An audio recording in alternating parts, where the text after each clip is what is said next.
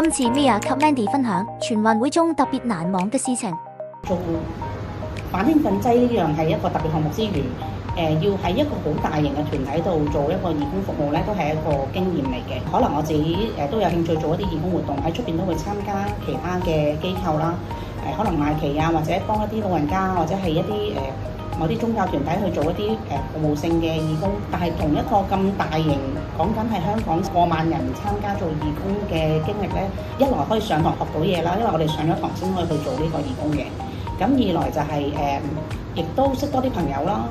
亦都了解到，例如一啲咁大型嘅義工嘅項目咧，係需要好多人嘅協調啦，即係不論係培訓啊、管理啊、去學習啊、去安排一啲工作崗位嘅部分啊，都係一啲比較特別嘅事。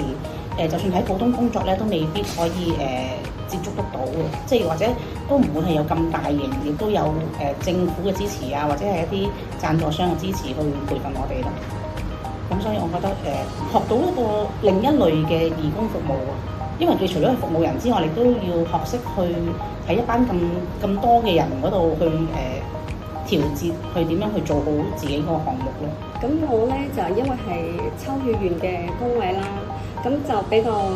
隱密性嘅。我就覺得即係我哋好早就要到酒店嘅，咁可能就陪護員需要去運動員嗰間房敲門。佢哋係唔知佢哋需要做血檢呢樣嘢嘅，咁就會陪護員陪佢哋落嚟啦，幫佢抽血。咁有啲運動員係瞓緊覺嘅，即係佢哋可以做到，佢哋好配合我哋嘅工作，我哋都好容易去進行呢個工作咯。